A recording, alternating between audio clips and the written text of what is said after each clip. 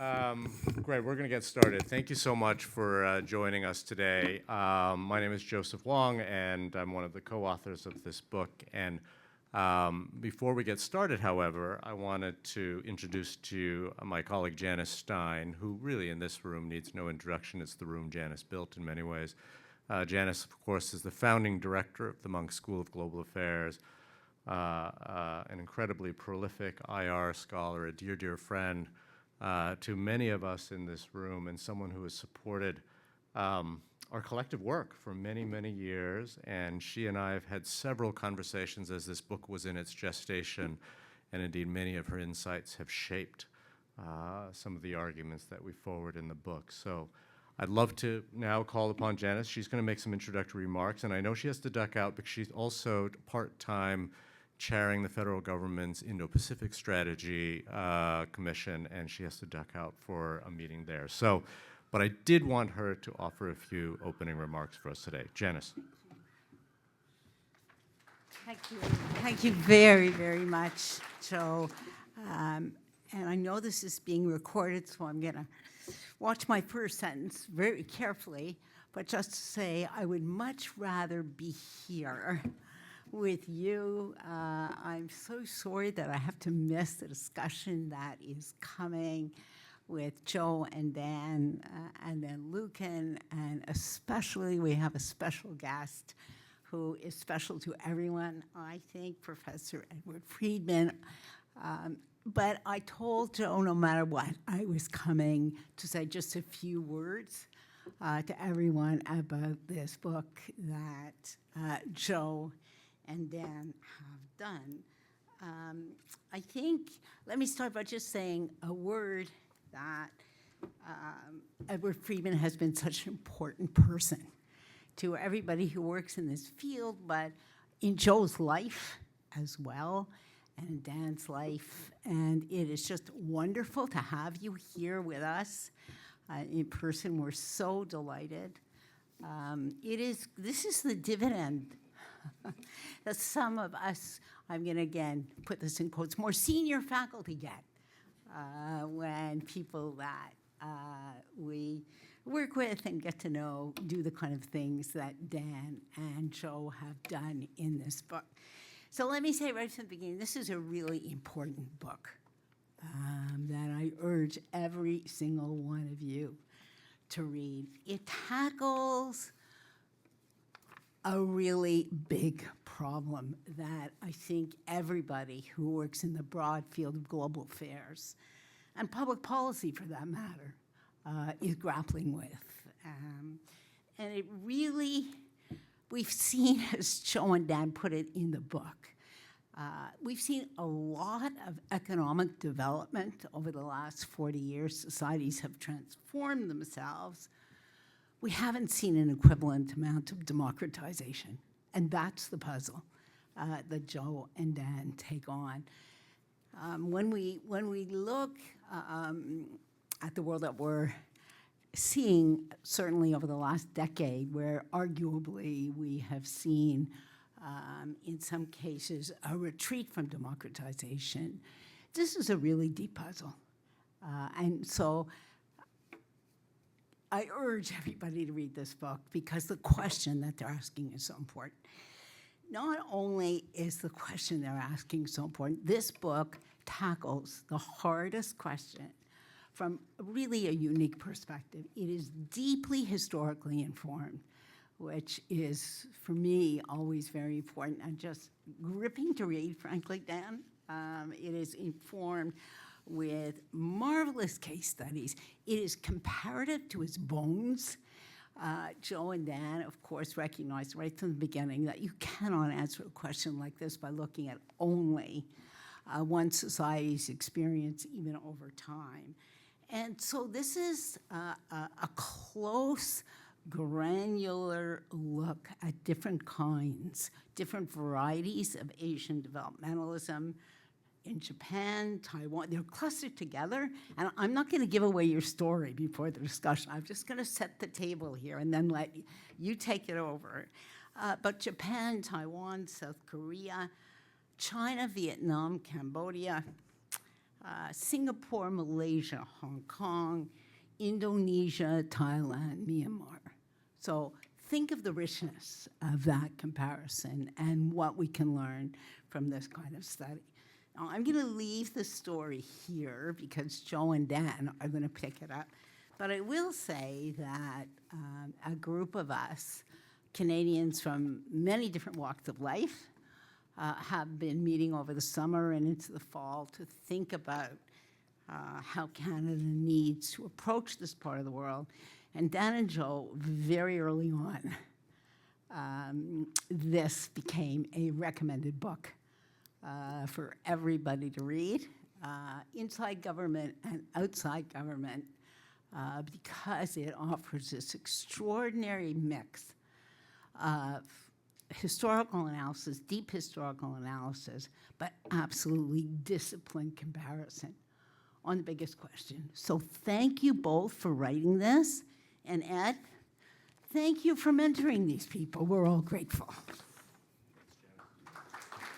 And again, my apologies. Thank you.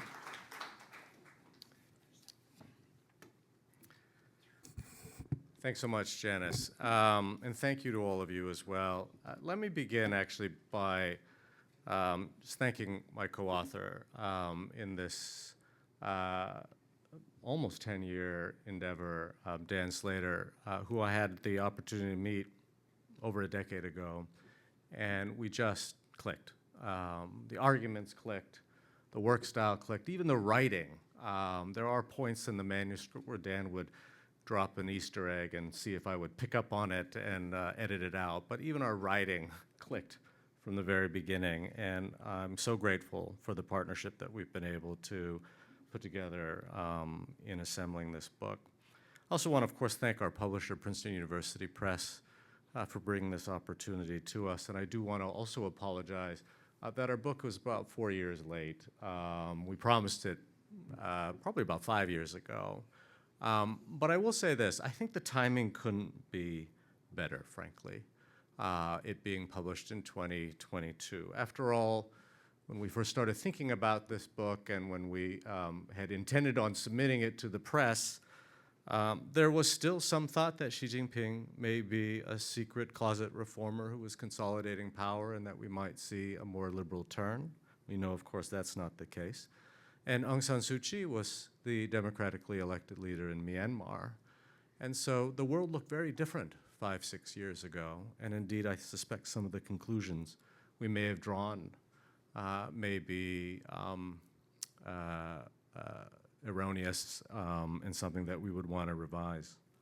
I also think it's extraordinary timing because it strikes me, and I think many of us in this room, that the showdown between autocracy and democracy looms larger than ever before. And so the stakes of the debate that we're wrestling with in this book, I think, are more pressing than ever before and, frankly, more consequential than we ever imagined when we first began writing this book. It's also good that it was a few years late because we could gather together in person today, and as well to have a person who's very special to both Dan and me, Ed Friedman, to join us in the conversation today and to share some of his reactions and reflections on the book. And let me just say from the outset that Ed's presence here today is incredibly meaningful to both Dan and me and was the real driver behind this book. I was Ed's doctoral student at the University of Wisconsin, and Dan was his undergraduate student at the University of Wisconsin, and both of us can quote him on certain things he said to us as his students that ring true with us today, and indeed, I think you will find some of those resonance within the book as well. Ed was also a real driver in this book because in around 2012, 2013, Dan called me up and said, hey, you know, Princeton University Press is really interested in us publishing this book and turning our article, which was in Perspectives on Politics, into a book. So Joe, what do you think? And my first response was lukewarm at best, and I think I might have even said, no, I've got other things that I'm working on. And Dan came back and he said, well, what if we wrote it and dedicated it to Ed? And that's when I said, absolutely. And that's really what drove this book from the beginning. So look forward to hearing Ed's comments and reactions. He shared with me last night that he liked the book, which is good. I saw him. I saw his version of the book right here, and it's appropriately marked up. It reminds me of the times when I would hand in a paper to him, and I'd get it back in my mailbox at the UW Political Science Department, completely covered in red ink, with comments and feedback. And it's indeed a kind of mentorship that we all hope for, and I know that Dan and I look to emulate. So what is the book about? And I asked this question because this was a question that Ed would ask me. I would read a 500-page book, and I'd say it was a terrific book, and he'd say, well, Joe, what's the book about? And I'd struggle to actually come up with an answer, because I'd say, well, you know, it's about this, it's about that, it's about this. You know, he's like, really? A good book is a book in which you should be able to answer, what is this book about? And this book is about a very simple but counterintuitive instinct that both Dan and I brought to the study of democracy, and that is it's a book about democratization through strength. And that is the core theory that animates the entire book. In one sense, the book is an ode to modernization theory. It is a story just as much about democratization and the absence of democratization in modern Asia as it is as well a story about the development of Asia. And so in this regard, it is an ode to modernization theory. But modernization theory, as critics will rightly point out, is a theory about structural changes. It's about the sweeping structural changes that overtake a society. It's about the broad undercurrents that transform societies over time. And indeed, our book, again, is a nod to that by being deeply historical, taking very seriously the developmental trajectories of all 12 cases. But as Ed has always reminded us, structures don't choose democracy. Structures are things that happen in society, but structures themselves are incapable of making choices. People choose democracy. And in the end, in this book, it is as much a story about industrialization in Northeast Asia, the transformation of China, the transformation of Southeast Asia. It is as much a story about the structural changes of development as it is about the very specific stories of individuals like No Tae-woo in South Korea, or Jiang Jingguo in Taiwan, or Xi Jinping in China today, or Thaksin, Suharto, and so forth in Southeast Asia. And it's this choice of democracy that is the paradox that lies at the heart of this book. And the paradox is, why would an incumbent authoritarian regime choose to democratize when it does not face any existential threat? In other words, the paradox is that the strong regimes that are precisely those regimes that can withstand democratic challengers and sustain authoritarian rule are, ironically, counterintuitively, the very strong regimes that may initiate and sustain stable democratic transition. That's the heart of the argument, and that's the paradox that lies at the center of the book. The beginning of the book starts with a narrative account that compares the democratic transformations or democratic experiences in, first, the Philippines. And we talk about the Philippines as a consummate example of what we call democracy through weakness. This is a regime that collapses. It's a regime in which ultimately the incumbent dictator flees. And it's a regime in tatters, and it's a society and a democratic experiment that ultimately proves to be unstable. It's the story in which democracy emerges from the ashes of a collapsed regime, however tenuous that democracy may be. And we contrast that then with one of our cases, which is the case of South Korea. And we can see here on this photo on the right, in which there we see what we argue is an example of democracy through strength, where the incumbent regime, in fact, is not collapsed. It is not emerging out of the ashes of a collapsed regime, but instead we see an incumbent regime choosing to strategically concede democracy. And what entails, in fact, is a polity and a political economy that sees uninterrupted growth and prosperity, as well as an enduring, stable democracy. I recall vividly in 2000, when Ed and I were in Taiwan. I was just finishing my PhD at the time, and we happened to be there as part of a delegation. Well, actually, Ed was invited to be part of a delegation to observe the Taiwan elections, and he let me follow him and come along for the ride. And it was the night that it was the night that Chen Shui-bian, who was the head of the opposition party, won the presidential election. And we were at a rally.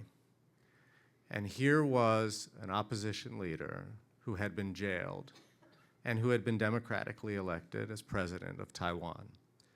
It was an amazing moment. It was an amazing night. It was full of festive cheer and so forth. It was a real landmark for democratic transformation in East Asia. And I looked to my right, where Ed was, and he was tearing up. And I asked him why. I mean, a part of it I could understand. This is a person who had championed democracy in Taiwan for decades and found himself blacklisted, who has championed human rights in other parts of East Asia and has always fearlessly and courageously voiced that. And he said to me, he said that why he's tearing up is because it's not lost on him that the very state apparatus and security apparatus that is now protecting President-elect Chen Shui-bian is the same security apparatus that had jailed him. And that's really the point of this book, is that these incumbent authoritarian regimes, not always, but nonetheless, there are a significant number of cases in which an incumbent authoritarian regime, the very instrument of autocracy, can become the agent of democracy. And so the book ends with a discussion on China today. And it essentially asks the reader, if the Chinese Communist Party were to democratize today, would it not be democratizing from a position of strength?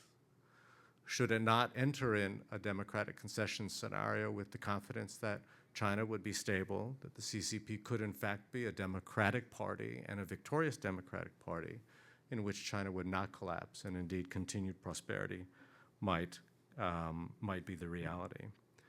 So the implication here in terms of theory is that the conventional wisdom sees that the end of authoritarianism comes with the collapse of an authoritarian regime, one that collapses under the illegitimacy, the weight of its own illegitimacy. And what we find, in fact, is that authoritarianism can end with a strong party leading stable democratic transition. In other words, the question we ask autocratic regimes such as the one in China is, can democracy not be incentive compatible to the interests of the party? And the argument we make is that absolutely it can be. Now, this is a big book. It's bigger than any book I've ever written. It takes two of us, and there are 10 chapters. And I just want to highlight this as not only previewing the table of contents, but also to highlight that when you write a book like this, and when you've got all this stuff flowing through your head and all of the research that we did and obviously all of the accumulated knowledge we have, you have to make choices. And there are important choices that authors you have to make. And I just want to highlight a couple of them here. The first is that we wrote this concluding chapter called Democracy's Universality and Vulnerability. And this is a chapter that we wrote really, I think, with Ed in mind. Because what we wanted to demonstrate was a series of cases in which democracy and its appeal is indeed universal, that it not be geographically bounded as a Western phenomenon, and indeed we make the case that it is just as much an Eastern phenomenon as it is a Western phenomenon, and that we should not in any way obscure that reality. A second choice we made, and this is one that Dan and I, a lot of debates happen when you have two people who have written books and who know a lot about their cases. We had a little debate about this one, but I think that we're both very happy with the resolution of this one, and that was that we decided to have the first chapter be Japan. The paradigmatic case, actually, the case that the whole argument hinges on really is Taiwan. And I think in most books you would start that by talking about the paradigmatic case. But we actually chose Japan. And the reason why we chose Japan was because in many ways we wanted to counter conventional wisdom. The conventional wisdom being that democracy arrived in Japan because America had imposed externally a democratic constitution on what was a politically prostrate post-war Japan. Now, we're not denying, of course, that American influence played a large role in the democratic constitution and the democratization process that ensued. But we also retrieved back in history by looking at Taisho-era democracy and looked at the origins of conservative political parties and saw the remnants of those that carried through the 1940s and indeed were revived in the post-war moment. And it was these political parties and the passage through of some moderate conservatives that saw, in fact, that democracy served their interests. When these very same conservatives were asked to draft the first draft of the Constitution by MacArthur, they actually drafted the Meiji Constitution again. These were not Democrats in their DNA. They had retrieved what was an authoritarian constitution. And it was at that point that the U.S. And SCAP redrafted the Constitution. But there was a conservative base there that could be activated and could be made incentive compatible with democracy. And we begin the book with that case. It's one of the harder cases that we have to make, but it's an important case because it actually sets the blueprint then for the story of Taiwan that follows. The last choice I want to just point to is the chapter that we write on China. This was originally one chapter. We were going to have one chapter on China, and we wrote it up in a series of papers that we presented at conference. And it was a chapter basically on democracy avoidance, why China has avoided democracy, which we cover really in chapter 9. But we felt that it was important to write a chapter on China to 1989 and to really bring it to a head at the June 4th massacre in Tiananmen. Because for many, that was seen as a lost opportunity. That was a doubling down of autocracy. This was the lost opportunity for the CCP to democratize. That it was a strong regime that chose to avoid democracy. And what we argue here, in fact, is that when we go back to 1989, this was actually a weak regime. It was too weak to concede. It was a political party that was in many ways in tatters. It wasn't that far removed from the detritus of the Cultural Revolution. There was certainly a lot of elite splits within the party. In other words, it did not have the capacity or the strength to concede a democratic transition that we see in other parts of the region happening around the same time. This is the last slide, and then I'm going to turn it over to Dan. Speaking of choices, again, we had to think very hard about how we wanted to organize this book. And of course, Dan is one of the world's foremost scholars of Southeast Asia. I dabble in Northeast Asia, and the thought would have naturally been, well, why don't we just, you do Southeast, I do Northeast, and we'll just glue the pieces together, and there's a book. We instead decided, and what drew us to this region, and to handle and sort and organize in our minds these 12 cases, was to think about them as clusters. And these are not clusters arranged by geography. These are not clusters arranged by level of economic development and so forth, but rather these are clusters that are defined by their political economic style or typology. And so we have a cluster that is developmental statism, developmental socialism, developmental Britannia, and developmental militarism. And again, the important point here is to stress is that this isn't demarcated by geography necessarily. It's not necessarily demarcated by level of economic development. Within the developmental socialism cluster, for instance, we have China, one of the most remarkable economic transformations in human history, alongside Vietnam and Cambodia, right? So what is it that brings these cases together? In one sense, they are descriptive. They helped us sort out these cases. It allowed us to draw out similarities between these cases within each cluster. But not only were they descriptive, they were also very helpful in terms of causal explanations. The type of political economy, we argue, matters in terms of the prospects for stable democratic transition. And so it's not coincidence then, and indeed that's the whole point of the book, is to argue not coincidence, but rather causal and causal theory. It's no coincidence that developmental statist regimes in Japan, Taiwan, and South Korea, we argue, were primed for a democracy through strength scenario.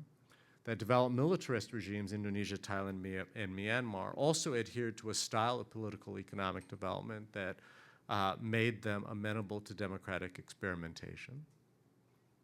Just as there are very significant political economic reasons that the cases in developmental socialism in Britannia are examples in which the political economic style of development made them not ideal cases for the scenario we lay out in Democracy Through Strength. I'm going to leave it there. I'm going to pass it now to Dan to take us through the meat of the theory and the rest of the book. Dan.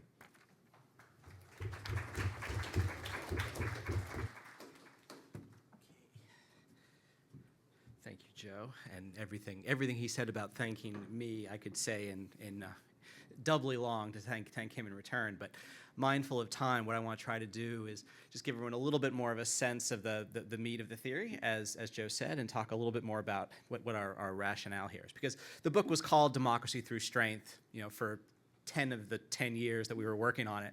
It was only at the very last minute that it was changed. So the theory really is at the heart of it. So basically, in our review, we have tended to theorize democratization as political scientists as democracy through weakness, and we know much less about how it happens through strength. So what I want to do is sort of lay them out as kind of idealized different scenarios, recognizing that in any real-world case, there might be elements of both. So when democracy happens through weakness, going down the left side of the column here, we're talking about institutional weakness. The ruling party is weak. The state is weak. The military is divided. The regime is collapsing, right? Rulers are deeply divided. The leaders choose this as a last resort. They negotiate some kind of exit from power. They get around a round table. They basically hand over power through some kind of negotiation as a way of avoiding revolution. They concede defeat in this process. They are thrown out of power. This is often seen as a result of bungling that the dictators go through. Because they're making mistakes, they don't hold on to power effectively, and they end up falling from power.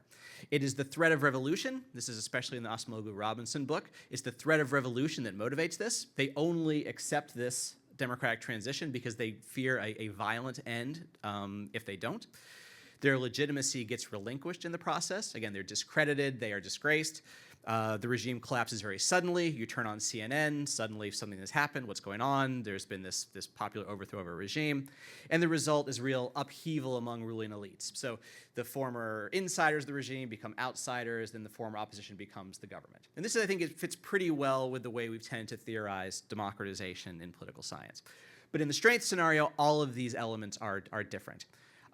Institutions are not weak, they're strong. You have a strong ruling party, you have a strong state, a strong bureaucracy, you have a military that's unified.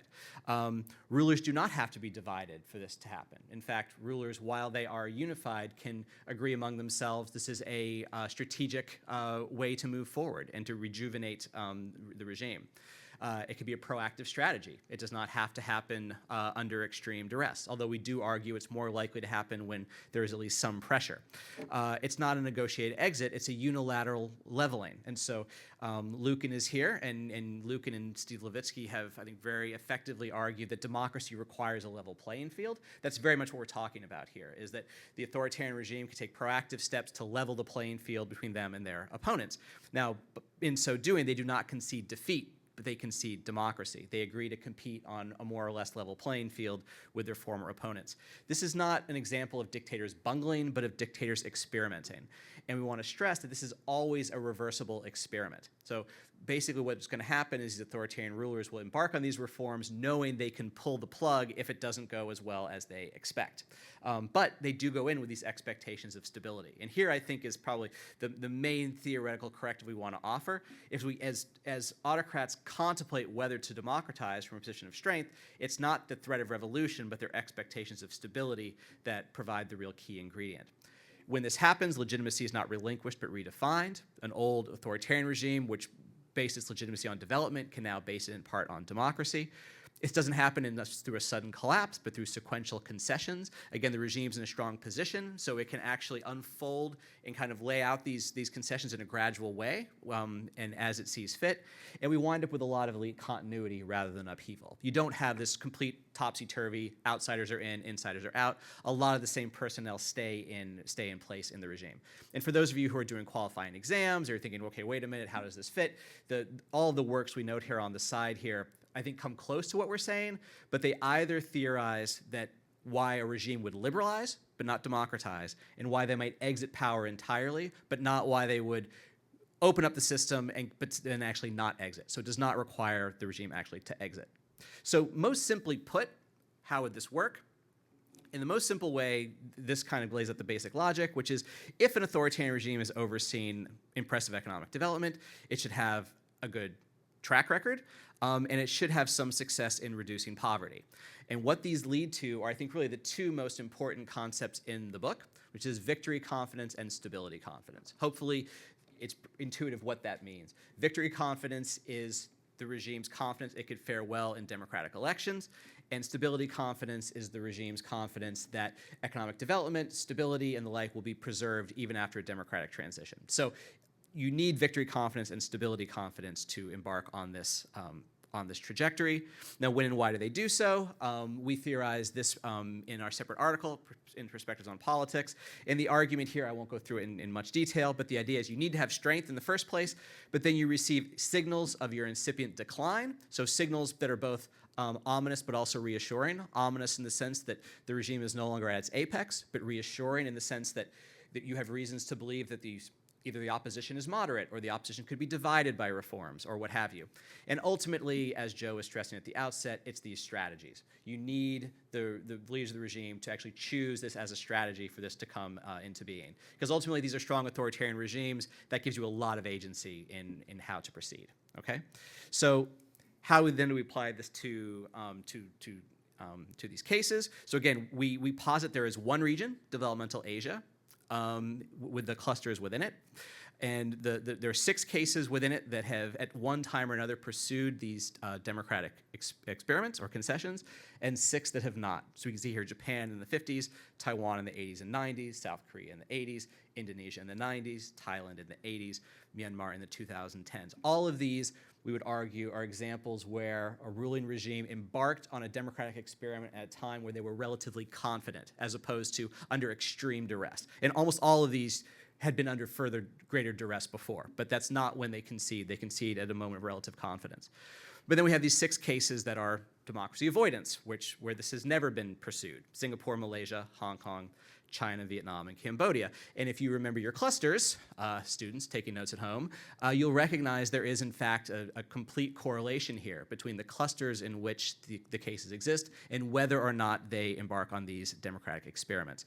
So to put that together, so we have the 4 clusters, and so vertically we go from the higher strength to intermediate strength. So richer cases, also cases with stronger institutions that are on the top half of the chart, and then more intermediate strength. So all in relative global terms, relatively strong, institutionally strong authoritarian regimes compared to many, but not nearly of the same strength as the top ones. Now, if modernization theory were right, what we would see is democratic reforms going horizontally along the top, right? But we don't. What we see are the reforms going down the left side of the chart: Japan, Taiwan, South Korea, Indonesia, Thailand, and Myanmar. So what that suggests is that it is not the mere fact of strength. It's not the mere fact of development that leads to these democratic reforms. It's something about the type of development that you have pursued.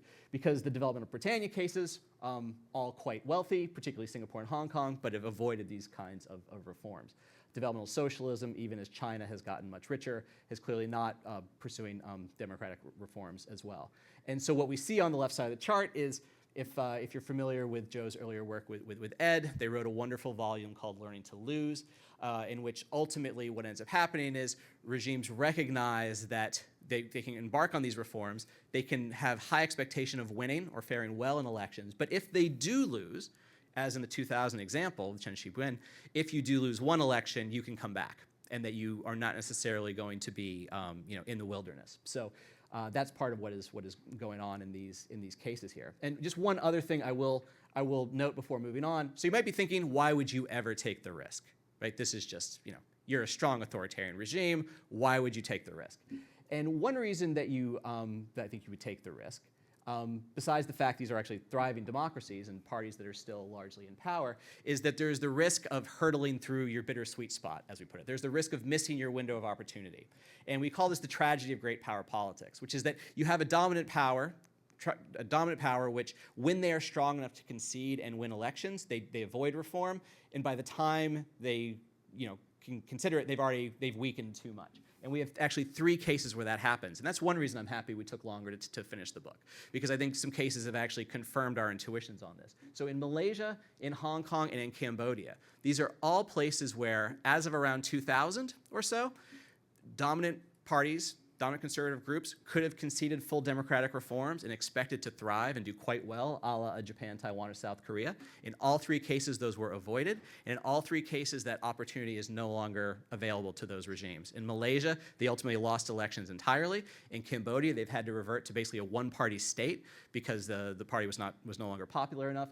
And we've all seen what's happened in Hong Kong, where, again, missed opportunity to pursue reforms when things are pretty stable, when the conservatives and the incumbents still have a lot of support. If you miss that opportunity, you're not going to generally get stronger over time. And what you wind up with is Hong Kong has gone from one of the most thriving cities in the world to almost an ungovernable situation. Okay, so lots more I could say, but let me try to wrap up and hand things over to our esteemed discussants. So, it's often said that this region we call developmental Asia is uniquely ill-suited for democratization in these sort of cultural accounts, Confucianism, Asian values, and the like. But if you focus on the institutions, as we do, we find developmental Asia is distinctly well-suited for democracy through strength. That because of these strong institutions, it is especially conducive place for these kinds of reforms. And the lesson here for a place like China, for Vietnam, for Singapore, is that their future could be the past of Japan, Taiwan, and South Korea. That if they were to pursue democratic reforms, we would expect a highly stabilizing result. Asia's modal democratization path is actually, we think, more comparable to older European cases than to many similarly young democracies. We might think it makes sense to compare cases that are happening at a relatively similar moment in time, but in fact, this kind of gradual, sequential, from conservative strength and confidence looks more like British democratization, for instance. Another point we want to raise here is that authoritarian regimes, their institutions, their policies, and their developmental records, they aren't just shaping potential for demise and collapse. We really want to move people away from collapsism as the way they analyze authoritarian regimes. They're also shaping the potential for a stabilizing or destabilizing concession process. Okay. We argue that today's democratic recession or backsliding or erosion largely hinges on a lack of confidence that democracy and stability can go together. So to the extent that the problems of democracy and stability can be overcome together, it's going to have really important implications for whether or not democracy continues having the kind of downturn it currently is. And also in here, this is very much the echoes of Ed Friedman, to be sure. Democracy is a universal value, but it is not the ultimate ends of politics. So either democracy can help fulfill deeper needs for peace and prosperity, or remains forever and everywhere endangered. So this is not a story of Eastern values, Western values. Democratic values exist everywhere. Authoritarian values exist everywhere. The question is whether or not democracy can help to actually fulfill these deeper needs people have for economic well-being and for social stability. And this is really going to be what the fate of democracy hinges on. So I will stop there, and I believe we'll have the illustrious Ed Friedman speaking next.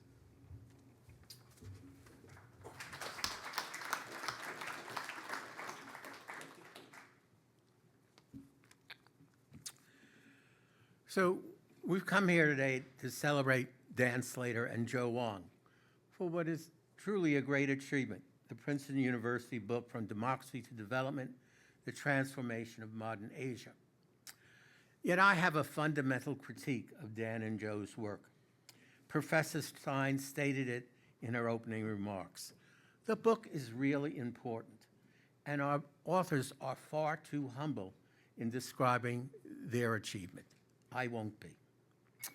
Before I sketch for you what makes Dan's and Joe's work really special, a treasure, I want to explain another reason I'm here. Their book, as you know, is kindly dedicated to me. Both took my courses on challenges of democratization, in which I described all the gaps and failures of social science theory in understanding the problems of democratization. Dan and Joe have really expanded our knowledge on that topic. This is a great achievement. I just kept nodding my head as I read their study. It is awesome. But if they really liked me, they wouldn't have used the category consolidated democracy in the book. There's no such thing as a consolidated democracy. Democracy is always at risk. Democracy always needs more democratization. There's always uncertain factors from war, economic crisis, authoritarian nostalgia, the discrediting of political parties. The struggle over democracy never ends. Despite their generosity to me, I didn't want to come. I didn't want to come because my wife of nearly 60 years, Susan Thompson Stanford Friedman, who's the real scholar in our family, is today dying of pancreatic cancer, and I didn't want to leave her. I came because she said I had to come.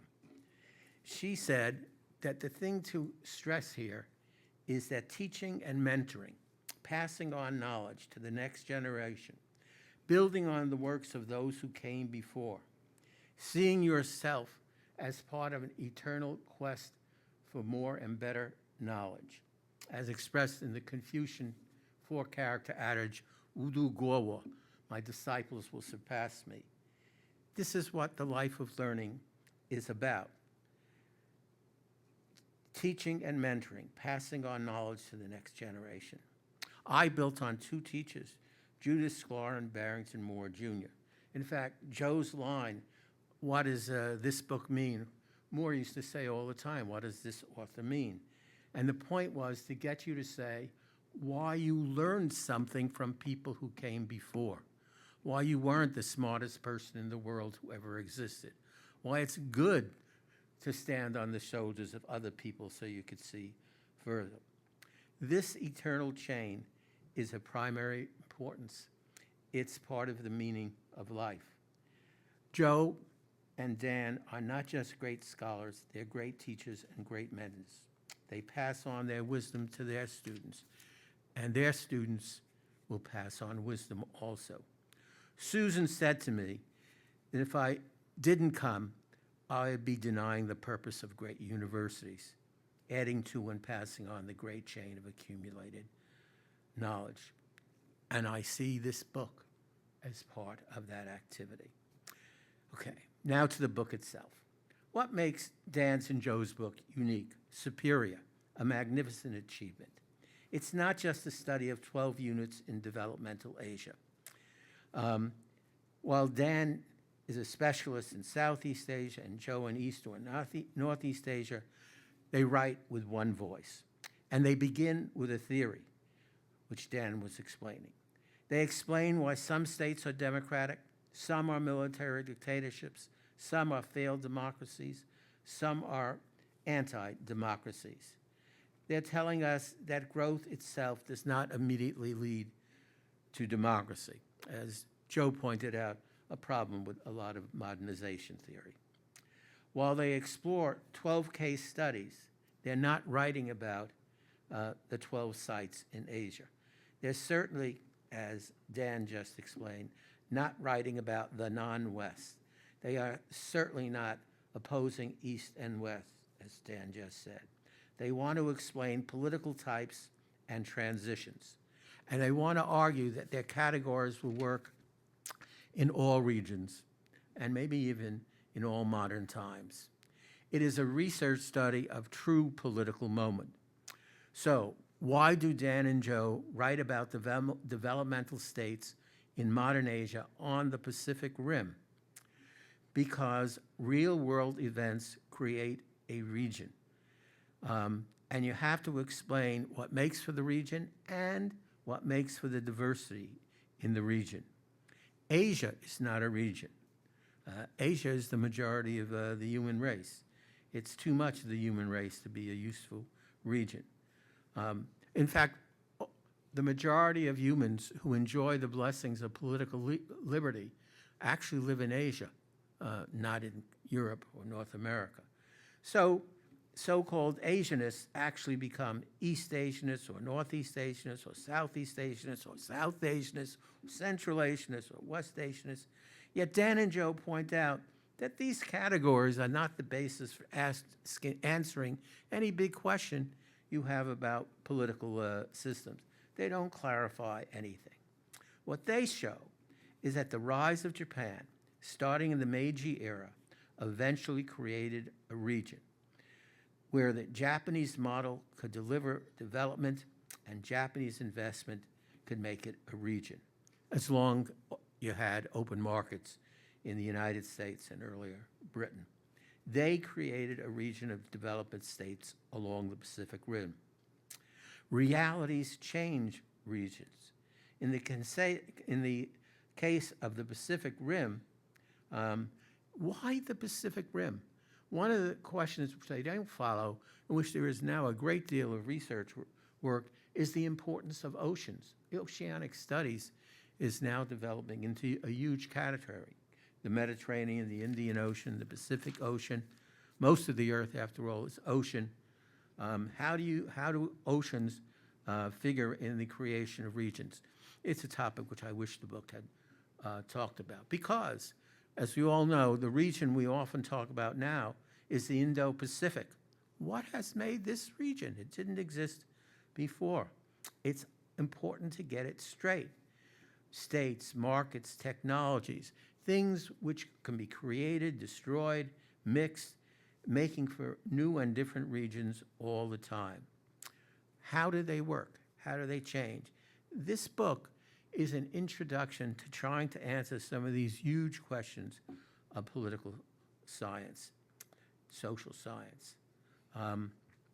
So I want to ask Dan and Joe, since they're supposed to answer our questions at the end, one question about the book. Is their region gone? And if their region is gone, what does that do to their theory? How much of their theory is dependent on unique factors of the region, or is genuinely something you can apply to regions all over the world? What they say and write, will it be relevant tomorrow and the day after?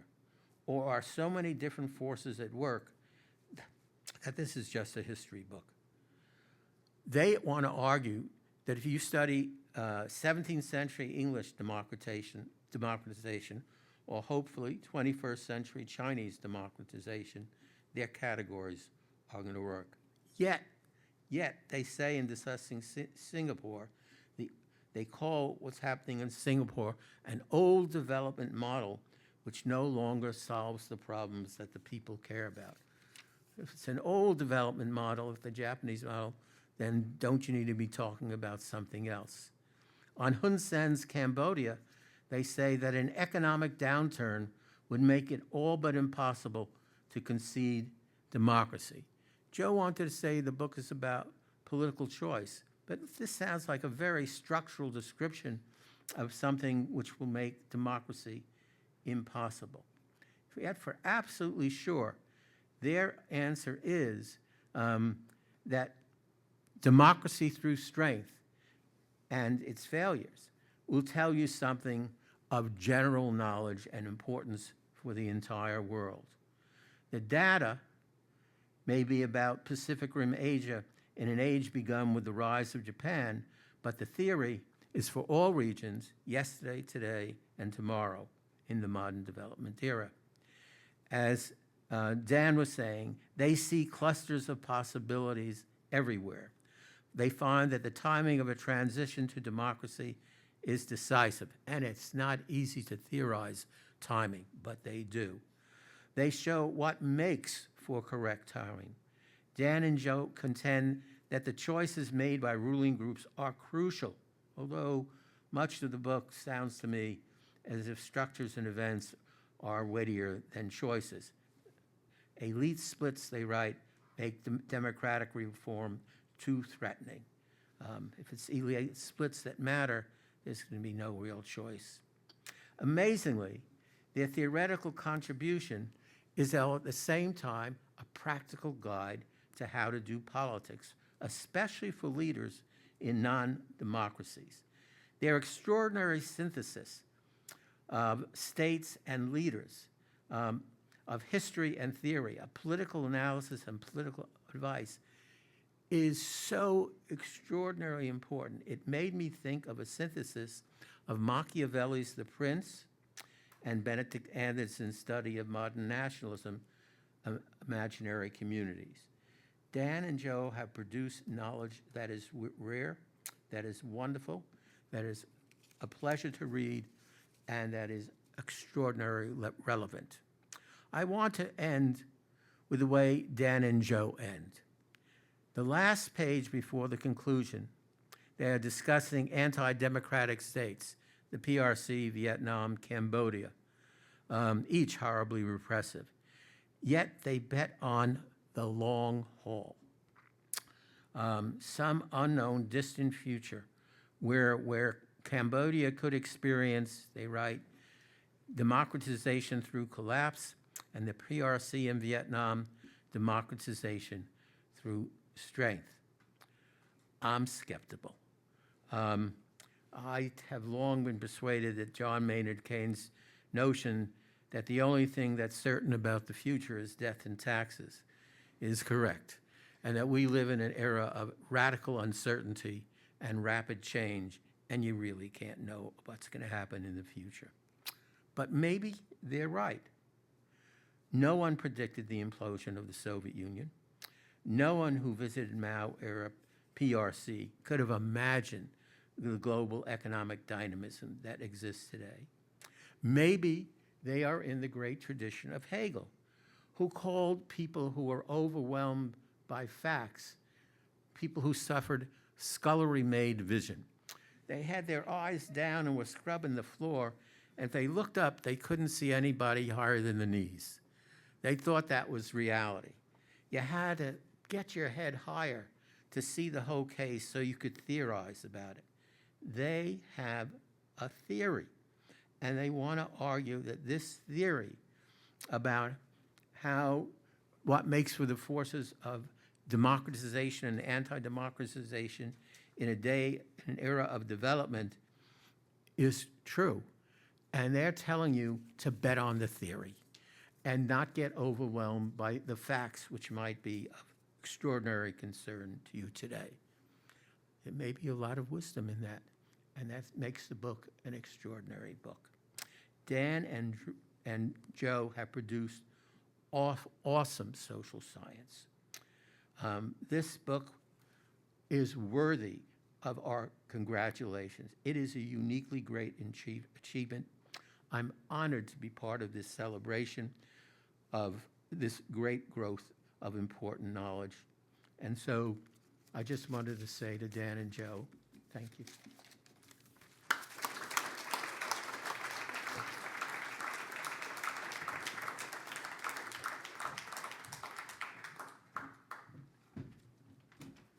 Great. So we're running a little bit behind time, but I think we want to open it up to questions. So we have time for about probably 2 or 3 questions. And in the meantime, if you have a question, well, you should just ask it, man. You have the floor. Go for it. Thank you very much. When in Rome, that's what Romans do. So I'll follow your guidance. So this Jing came all the way from New York to support Joe's wonderful book. So I'm from Age Society, founded by John D. Rockefeller in 1956. We proud ourselves as a think and do tank. So I think the thinking part of this book has, passed the test by your mentor. The mentorship is amazing, by the way. But the do part, I want to ask both Joe and Dan, if you have 5 minutes with President Xi Jinping sometime in the coming year, how are you going to persuade him to put limits on his own power, to give away the very powerful authoritarian regime that is supercharged by technological and surveillance powers of the state? How are you going to persuade him if you have 10 minutes? And you even have a lot less to answer the question. So You want to collect some? Yeah. maybe let's, Yeah. go, Yeah. First of all, my compliments. And what I took away is what I term the transferability. For the past few months, I've been in DRC, and what you have spoken about has synthesized what may well be occurring in the Congo Democratic Republic in terms of the fear of what is happening with the oligarchy. And if things don't change, I believe it will migrate into Haiti. And we all know what's happening in Haiti in terms of the pressure. It's a question of excuse my French, pour faire les conversations avec les tapis rouges, les oligarchs, les gangsters, because they have nothing else to do. And the solution is long, long term in the theory. And for that, I commend both of you, because for that reason, the book is in terms of what I term a transferable type of ethos. And I thank you. Okay, thanks for the comment. In the meantime, I'm just actually going to add a question of my own. So in terms of the clusters, I mean, some of them made a lot of sense to me. Like I think, obviously the developmentalist cluster, which, all these states were allied with the United States, certainly the socialist developmentalist cluster. I mean, my interpretation would be that, those developmental clusters are distinct because the state is able to interfere in private sector to a degree it's not in other types of economic systems. But Britannia, explain to me Britannia, that sort of made a little bit less sense to me. So maybe you can, one more question and then we're gonna. My area of study is Canadian politics. This is not my field. But I read a lot of news. And one of the things I notice is that talking about your clusters, you have Vietnam and China in the same grouping. They both have single-party, Communist Party states.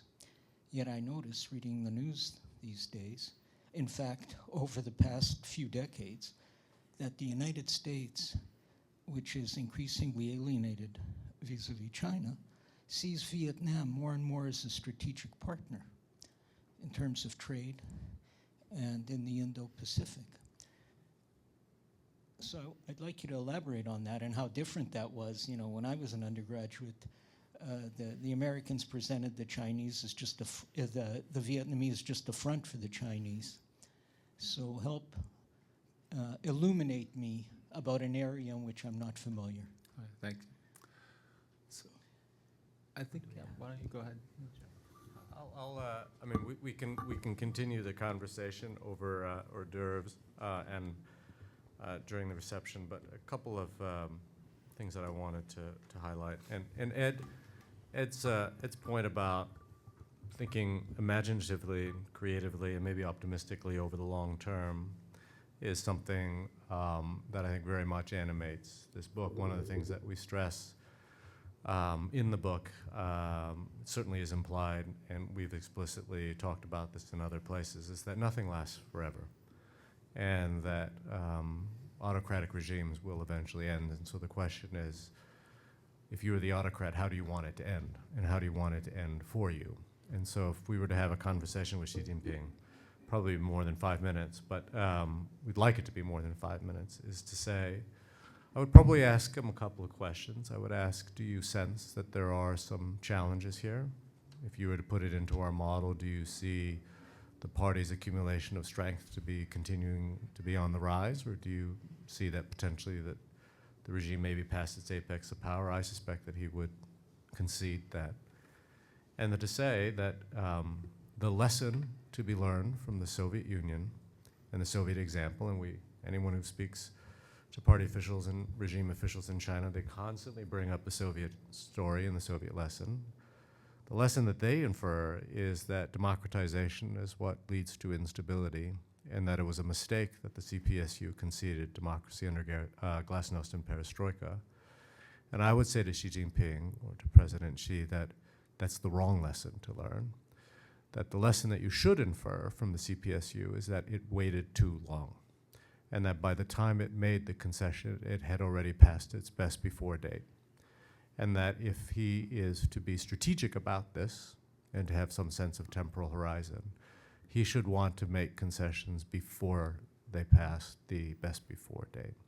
And that would, of course, be sooner rather than later, and from a position of institutional strength and presumed confidence.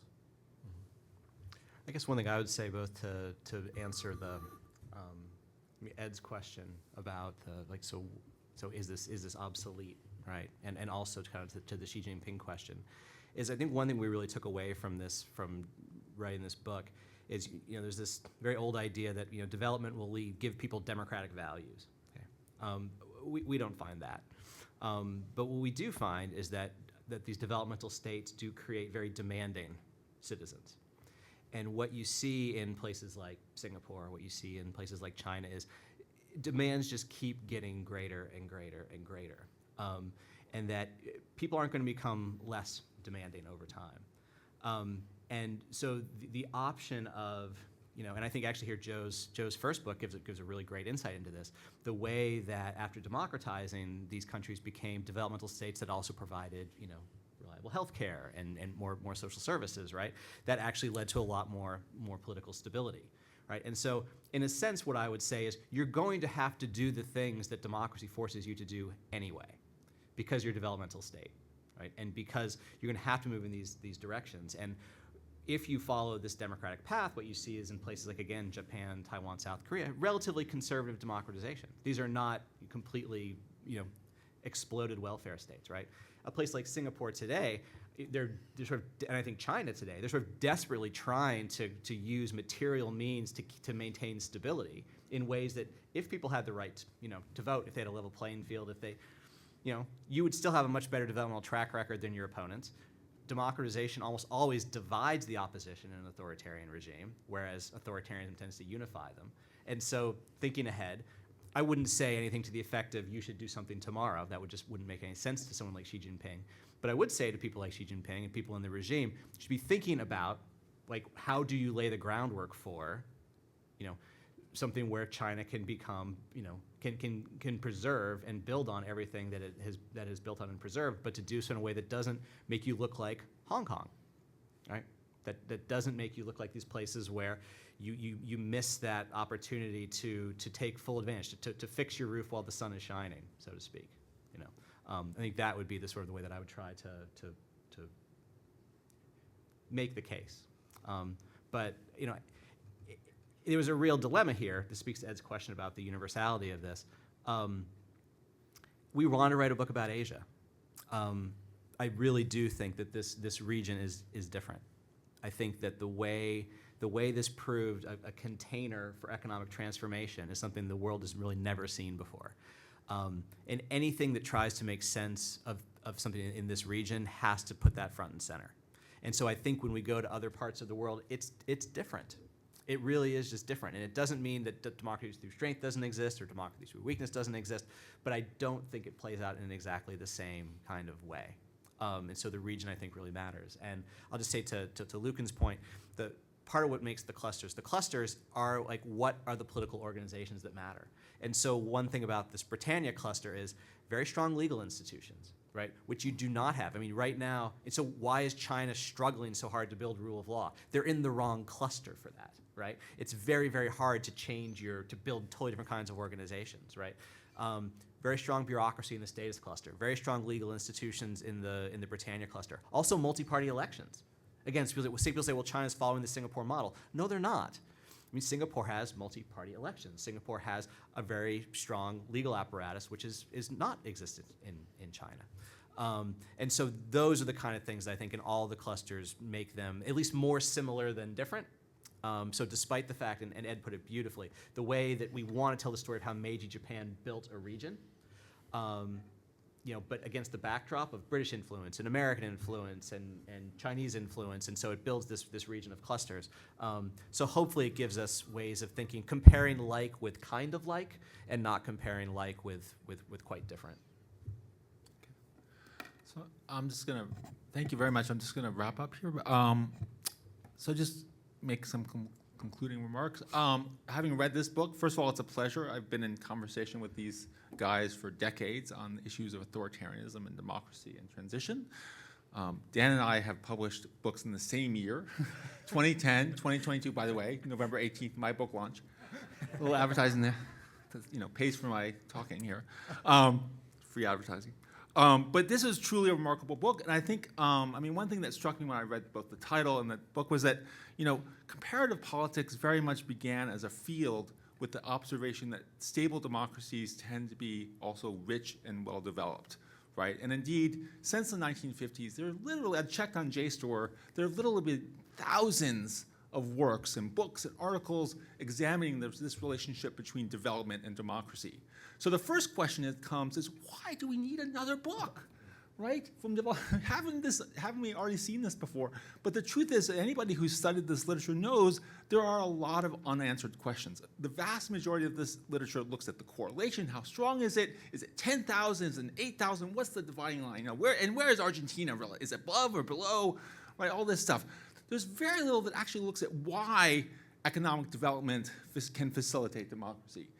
And the other thing is that, to the extent that it does, most of the literature has been sort of focusing on kind of from below, that it increases the cost of suppression, as Robert Dahl would say, right? That you have more mobilized trade unions, you have mobilized society, as Dan also says, you have more demanding citizens. I mean, this is all true, but they sort of argue and articulate, a very important mechanism by which development matters, which is that it basically, first of all, generates stability, social stability, which is really important for stable democracy, but also it gives the incumbents the confidence that they can compete in and win elections.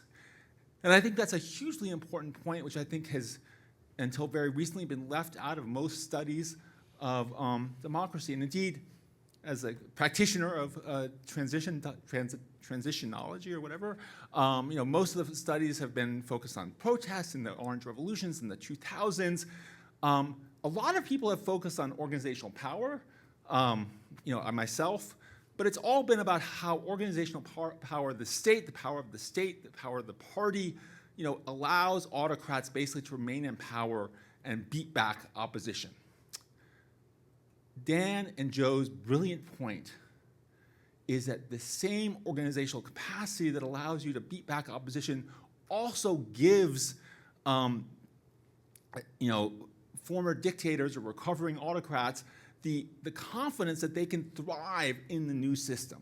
And I think that's absolutely true in a lot of cases. And I think that's a very important point. I would say that Dan is very modest in saying this is only primarily in the Asian region. I think there are a lot more transitions to strength than we perhaps recognize. I think, for example, Mexico, typically we see 2000, but Mexico democratized in 1997 when the PRI was still in power. And my guess is if you did further research, you discover that part of the reason why they democratized while the ruling party was still in power is they had confidence they could compete in a democratic system. Croatia, similarly, they had the party organization and the strength that they could, survive in a democratic era. And work by James Loxton has shown that the majority of third wave democracies, the former the authoritarian ruling party still, survives and does well. And I think this is, a hugely important point, and relates to even a more basic observation, which is hugely important in my home country of the United States, which is, democracy can only survive if the major parties and interests are confident that they can win free and fair elections, right? And that is something that, the root of the problem in the United States right now, and I won't, is that the Republican Party does not think it can win free and fair elections. And that is incredibly dangerous for democracy. And this is something that is important in Dan and Joe's work, and I think has much broader relevance in Asia, but also much broader. So thank you very much for coming here.